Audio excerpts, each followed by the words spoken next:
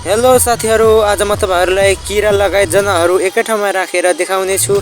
कस्तो लाग्छ अन्तिमसम्म हेर्दिनु होला। यी जनावरहरू घरतिर पालिन्छ भने किराहरू वन जंगलमा हुन्छन् र कुराहरू घरमै पालिन्छन्।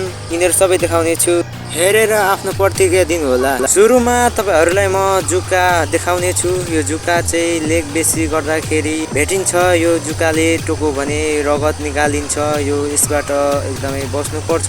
यो देखेर धेरै मानिसहरू डराउँछन्।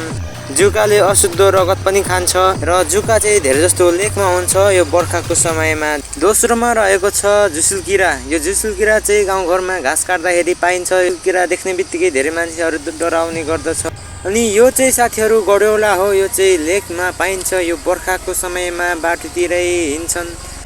सर्प भन्ने बित्तिकै मानिसहरूको धेरै जस्तो डर लाग्ने गर्छ। यो सर्प चाहिँ बर्खाको समयमा घाम निस्केको बेला घाम ताप्नु निस्केको हुन्छ बाहिर बाटोतिर। यो सर्पबाट बस्नु उपाय भनेको नचलाउनु हो।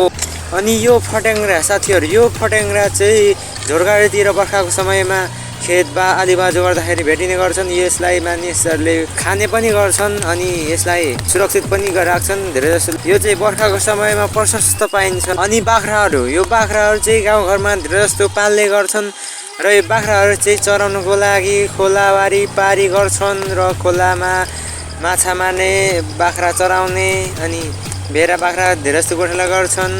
गाउँघरमा बाख्रा पालेरै आय आर्जन गर्छन्। कमिला साथीहरू, यो कमिला चाहिँ घाँस काट्दाखेरि धेरै जस्तो भेटिन्छ। यो कमिला धेरै प्रकारको हुन्छ।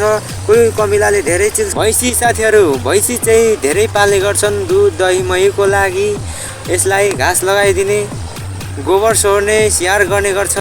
गाई साथीहरू, गाई चाहिँ दुधको लागि र बाछाको लागि पालिन्छ भने गोरु चाहिँ बाजो खेत जोत्नको लागि गाउँघरमा पालिन्छ। र आजलाई यति नै साथीहरू। कस्तो लाग्यो भिडियो मन पर्यो भने लाइक कमेन्ट सेयर सब्सक्राइब गरिदिनु होला। धन्यवाद।